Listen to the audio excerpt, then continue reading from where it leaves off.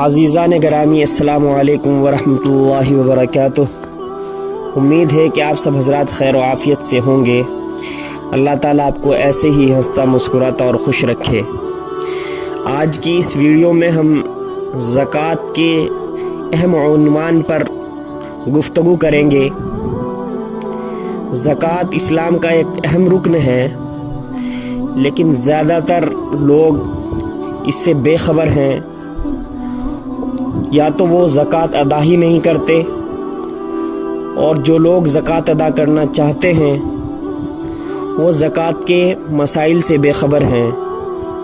خاص طور پر ہمارا نوجوان طبقہ جو ہے، اس نے نہ کہیں زکوٰۃ کے مسائل پڑھے ہیں نہ کہیں سنے ہیں، تو خاص طور پر وہ بھی آج کی اس ویڈیو کو ضرور دیکھیں، ضرور سنیں، اور اسلام کے جو اہم ارکان ہیں ان کو اپنے علم میں، اپنے ذہن و دماغ میں پیوست کر لیں۔ تو چلیے بنا وقت ضائع کیے آج کے اس عنوان کی طرف بڑھتے ہیں۔ سب سے پہلے تو میں آپ کو بتا دینا چاہتا ہوں کہ زکوٰۃ 4 چیزوں پر فرض ہے۔ نمبر 1 سونا، نمبر 2 چاندی، نمبر 3 رقم یعنی جو روپیہ پیسہ ہمارے پاس موجود ہے، چاہے ہم کسی بھی ملک میں ہوں، وہاں کا جو سکہ رائج الوقت ہے وہ ہمارے پاس موجود ہو۔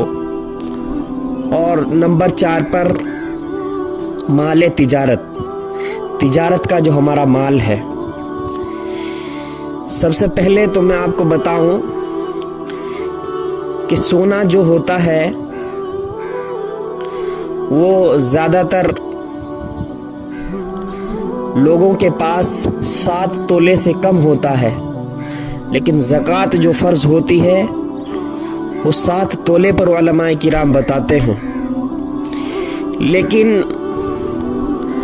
آپ اپنے دماغ میں یہ بات اچھی طرح بٹھا لیں کہ ہمارے پاس 4 تولے تو سونا ہے، لیکن اور دوسری چیزیں یعنی رقم یا چاندی یا تجارت کا مال، ان سب چیزوں کو ملا کر کے وہ قیمت پہنچ جاتی ہے، تو اس پر زکوٰۃ دینا فرض ہے۔ ایسے ہی چاندی جو ہے، اصل زکوٰۃ کی جو قیمت ہے اس کا اندازہ جو لگایا جاتا ہے وہ چاندی سے لگایا جاتا ہے۔ جس شخص کے پاس 52.5 تولہ چاندی ہو، 52.5 تولہ چاندی جس شخص کے پاس ہو، اس پر زکوٰۃ دینا لازم ہے، فرض ہے۔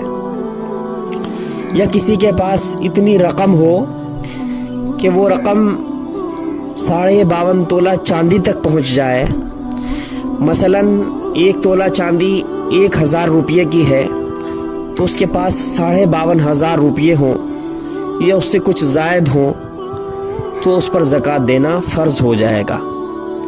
اور ایسے ہی کسی انسان کے پاس تجارت کا مال ہے، یعنی کسی شخص نے، یہاں ذرا غور سے سنیں اس بات کو، کہ کسی شخص نے پلاٹ لے رکھا ہے، اور وہ پلاٹ اس نے اس غرض سے لے رکھا ہے کہ جب بھی اس کے اوپر کچھ پیسے بڑھ جائیں گے، اس کی کچھ قیمت میں اضافہ ہو جائے گا، تو میں اس کو فروخت کر دوں گا، بیچ دوں گا۔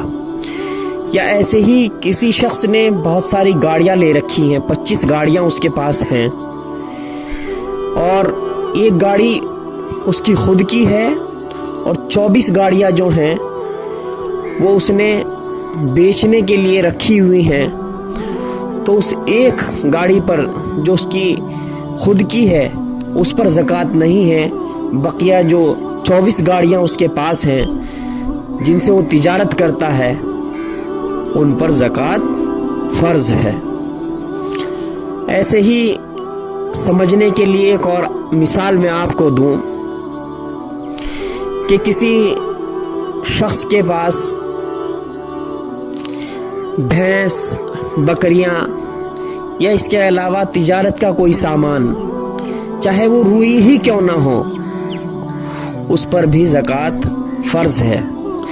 لیکن یہاں ایک بات اپنے ذہن و دماغ میں بٹھا لیں کہ مثلاً کسی شخص نے کپڑے کی فیکٹری لگائی ہوئی ہے اور اس میں لاکھوں کی کروڑوں کی مشینریاں ہیں، لیکن وہ مشینریاں جو ہیں وہ صرف اس استعمال میں آتی ہیں جس کی وہ تجارت کرتا ہے، یعنی کہ کپڑا بنانے کے کام وہ آتی ہیں، تو ان مشینریوں کے اوپر زکوٰۃ نہیں ہے، صرف اس سامان میں، اس مال میں زکوٰۃ ہے جس کو وہ خرید کر کے بیچتا ہے۔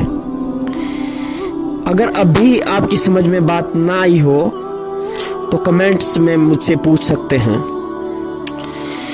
یہ ہوئی مال تجارت والی بات۔ لیکن ایک بات یاد رکھیں کہ ہمارے پاس 7 تولے سونا ہو گیا یا 52.5 تولہ چاندی ہو گئی یا اس کے بقدر رقم ہمارے پاس ہو گئی یا تجارت کا مال ہمارا اتنا ہو گیا جو نصاب کو پہنچ گیا، تو اس پر فوراً زکوٰۃ واجب نہیں ہوگی۔ مثال کے طور پر کسی شخص کے پاس ایک شوال کو اتنا مال ہو گیا جو 52.5 تولہ چاندی کے بقدر ہے، یا 52.5 تولہ چاندی کا وہ شخص مالک ہوا ایک شوال کو، تو پورے سال درمیان میں، یعنی کہ ذی قعدہ، ذی الحج، محرم، صفر، ربیع الاول یا کوئی سے بھی مہینے میں مال اس کے پاس کم ہوا یا زیادہ ہوا، بالکل اگر ختم ہو گیا تو پھر وہیں سے شروعات کرے گا۔ لیکن اگر کسی کے پاس مال کم ہوا یا زیادہ ہوا، یا رمضان المبارک کے مہینے میں وہ 50 کروڑ کا مالک ہو گیا، لیکن پہلی شوال آتے آتے اس کے پاس پھر وہی 50-60 ہزار روپئے یا پھر وہی 52.5 تولہ چاندی ہے، تو اگلے سال یعنی کہ سال گزرنے کے وقت، یعنی کہ ابھی 2022 چل رہا ہے، تو 2022 کی پہلی جنوری کو، یا یوں کہہ لیجئے سن 1443 جو اردو کا سال چل رہا ہے، اس کی پہلی شوال کو وہ صاحب نصاب ہوا تھا، تو 2023 کی جو جنوری ہوگی، یا یوں کہہ لیجئے سن 1440 کا جو شوال کی ایک تاریخ ہوگی، اس وقت وہ جتنے مال کا مالک ہوگا اس پر زکوٰۃ ہے۔ زکوٰۃ کتنی دی جائے گی؟ تو وہ 40واں حصہ ہے، یعنی کہ اگر کسی انسان کے پاس 100 روپئے ہیں مثلاً، تو اس کو ان 100 روپیوں میں سے 40واں حصہ نکال کر کے، یعنی 2.5 روپیہ زکوٰۃ کا دینا ہوگا۔ ایسے ہی کسی شخص کے پاس مثلاً 1 لاکھ روپئے ہیں، تو 1 لاکھ روپئے میں سے اس کو 40واں حصہ یعنی 2,500 روپئے، 2,500 روپئے زکوٰۃ دینی پڑے گی۔ اس کے اوپر سال گزرنا لازم ہے، جیسے میں نے آپ کو بتایا۔ اور زکوٰۃ ہم دے کس کو سکتے ہیں؟ تو اللہ تبارک و تعالیٰ نے قرآن کریم کے اندر ارشاد فرمایا، انما الصدقات للفقراء والمساکین والعاملین علیہا والمؤلفۃ قلوبہم وفی الرقاب والغارمین فی سبیل اللہ وابن السبیل فریضۃ من اللہ۔ پیارے ساتھیوں، یہ اللہ تبارک و تعالیٰ نے کہا ہے کہ تم اپنی زکوٰۃ کو غریبوں میں، فقیروں میں، مسکینوں میں تقسیم کرو، لیکن اس کا اچھی طریقے سے ہم لوگوں کو اس کی کھوج کر لینی چاہیے، اس کی پوچھ تاچھ کر لینی چاہیے کہ یہ واقعتاً غریب مسکین ہے یا نہیں ہے۔ کسی کی تعلیم کے اوپر، کسی کی بیماری کے اوپر، کسی کا قرض چکانے کے لیے، کسی کو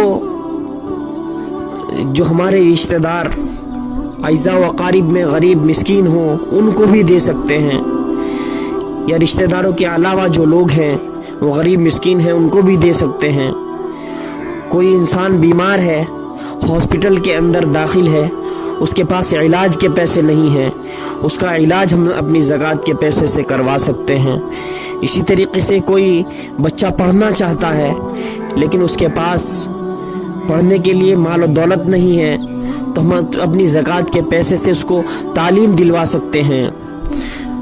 ऐसे ही किसी शख्स के पास अगर कोई रहने के लिए आसरा नहीं है, घर नहीं है, तो अपनी ज़कात के पैसे से उसके रहने का इंतज़ाम करवा सकते हैं। गर्ज़ ये कि गुरबा, मसाकीन और यतामा की जिस तरीक़े से भी हो सके अपनी ज़कात के पैसे से हम मदद कर सकते हैं। प्यारे साथियों, ये ज़कात के मोटे मोटे अहम निकात थे जो मैंने आपके सामने अर्ज़ किए हैं। अगर कोई चीज़ मुझसे छूट गई हो तो आप कमेंट्स में मुझसे राब्ता कर सकते हैं, पूछ सकते हैं। मैं अपनी इस्तिताअत के बक़दर इंशाअल्लाह उसका जवाब देने की कोशिश करूँगा। मुझे अपनी दुआओं में अगली वीडियो आने तक याद रखें। चैनल पर अगर आप नए हैं तो इसको सब्सक्राइब करते चले जाएं। अल्लाह तबारक व तआला आपको अजर अज़ीम अता फ़रमाए। अस्सलामु अलैकुम व रहमतुल्लाहि व बरकातुहू।